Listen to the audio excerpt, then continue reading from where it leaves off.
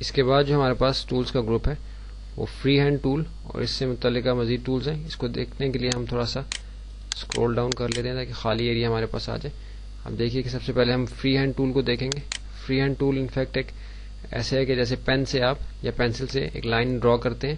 اب دیکھیے کہ میں اپنے اسکرین کے اوپر جیسے ہی ماؤس کے لیفٹ بٹن کو پریس کر کے موو کروں گا تو ایک لائن ڈرا ہوتی جائے گی. اب دیکھیے کہ اس لائن کو میں ڈرا کرتے کرتے جب سٹارٹنگ پوائنٹ پہ آؤں گا تو ایک ایرو آپ دیکھیے کہ سائن چینج ہوا. اس کا مطلب ہے کہ یہاں میں اگر اپنے ماؤس کو کے بٹن کو ریلیز کرتا ہوں تو یہ کنیکٹ ہو جائے گا اس کے ساتھ اور یہ ایک شیپ کی شکل اختیار کر لے گا. اب دیکھیے کہ میں نے ڈرا کر کے ایک شیپ بنا دی. اب اس شیپ کے اندر میں کوئی بھی کلر فل کر سکتا ہوں یا اس کی آؤٹ لائن جو ہے اس کے سائز کو چینج کر سکتا ہوں. آؤٹ لائن کے کلر کو بھی میں یہاں سے چینج کر سکتا ہوں تاکہ میں اپنے آؤٹ لائن کو کوئی اور امپریشن دینا چاہوں اگر بروکن لائن میں بھی کنورٹ کر سکتا ہوں. دیکھیے کہ ریڈ لائن میں نے کر دی جو کہ ڈاٹڈ لائن کی شکل میں آئے گی اور یلو کلر بھی میں نے یہاں ایک کلر بھی ایڈ کر دیا اس کے اندر. اب دیکھیے کہ فری ہینڈ ٹول کے ذریعے سے بڑی آسانی سے میں نے ایک شیپ بنائی اور آؤٹ لائن اس کی چینج کر کے اس کی شیپ بھی چینج کر دی. اس کے بعد فری ہینڈ ٹول کو ایک دفعہ ہم اپلائی کر کے دیکھتے ہیں. اس کے ذریعے سے ہم نے نارمل طریقے سے ایک لائن ڈرا کی تھی. آخری پوائنٹ پہ آ کے ہم نے اس کو جوائن کیا تو وہ ایک شیپ بن گئی اور اس شیپ میں ہم کلر فل کر سکتے ہیں. اس کی آؤٹ لائن وغیرہ کو ہم چینج کر سکتے ہیں.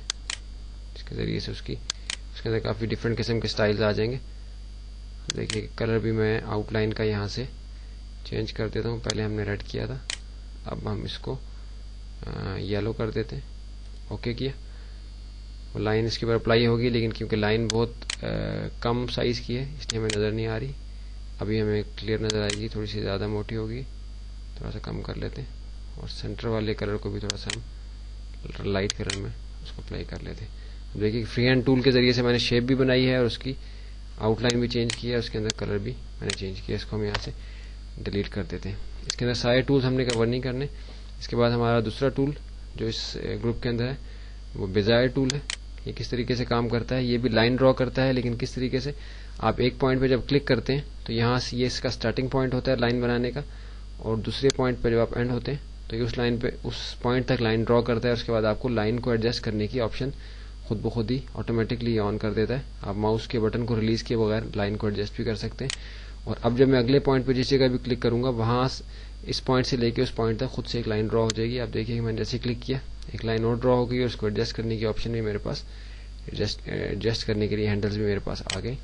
اس کے بعد میں ایک اور پوائنٹ پہ جا کے جیسے ہی کلک کروں گا میرے پاس لائن بھی ڈرا ہو جائے گی اور ایڈجسٹ کرنے کے پوائنٹس بھی خود سے آ جائیں گے. میں اس لائن کو اس طرح سے کر دیتا ہوں. اس کے بعد ایک اور لائن, ایک اور لائن, ایک اور لائن.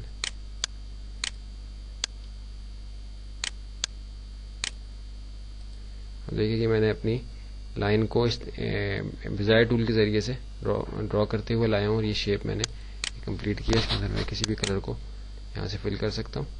اس کی بھی میں آؤٹ لائن تھک کر سکتا ہوں, آؤٹ لائن کا کلر اور اس کا جو سٹائل ہے اس کو بھی میں چینج کر سکتا ہوں. سمپل ڈاٹس میں ہم نے لائن لے لی, کلر اس کا ریڈ کر دیا, اوکے کیا. تو آپ دیکھیے وہ لائن اس شیپ کے اوپر اپلائی ہوگی. کتنی آسانی کے ساتھ جو ہے وہ شیپ میں نے ڈرا کر لی ہے, ڈیلیٹ کر دیا اس کو.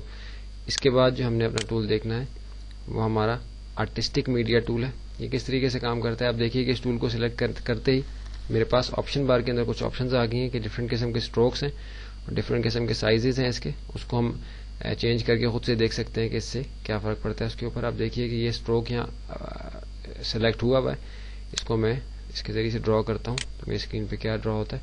آپ دیکھیے کہ یہ جیسا اسٹروک ہے یعنی اسٹروک کے شروع میں جو ہے وہ لائن تھک ہے اور آخر میں بھی ذرا تھک ہے اور سینٹر میں سے یہ تھن ہے یعنی پتلی ہے لائن. تو آپ دیکھیے کہ یہاں جو اسٹروک لگا ہے وہ بھی شروع اور آخر سے تھوڑا سا تھک ہے اور سینٹر میں سے یہ پتلا ہے. اسی طرح ہم اس کا اسٹروک بھی چینج کر سکتے ہیں. اسٹروکس کی بھی ایک لسٹ ہے ہمارے پاس. اب دیکھیے کہ میں نے یہ اسٹروک سلیکٹ کیا. اسٹروک میں یہ ہے کہ اس کا شروع کا جو ایریا ہے وہ تھک ہے اور آخر میں جا کے یہ کم ہوتے ہوتے پتلا ہو جاتا ہے. اس کو میں یہاں اپلائی کر کے دیکھتا ہوں. اس کا سائز میں تھوڑا بڑھا لیتا ہوں تاکہ اسٹروک میرا تھوڑا بڑے سائز کا لگے. دیکھیے کہ نسبتاً بڑے سائز کا آیا لیکن ابھی بھی مجھے یہ کم لگ رہا ہے. اس کے سائز کو میں تھوڑا سا بڑھا لوں گا تاکہ بڑے سائز کا اسٹروک یہاں لگے.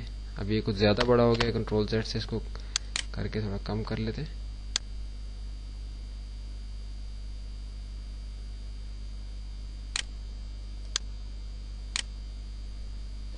دیکھیں ابھی بھی یہ زیادہ ہے, تھوڑا سا اسکور کم کر لیتے ہیں. ابھی نسبتاً ہمیں کلیئر نظر آئے گا. اب دیکھیے کہ جیسا اسٹروک ہے اسی طرح یعنی اسٹارٹنگ اور اینڈ پوائنٹ جو ہیں وہ ذرا تھک ہیں اور سینٹر میں سے پتلا ہو جاتا ہے. اسٹروک چینج کیا,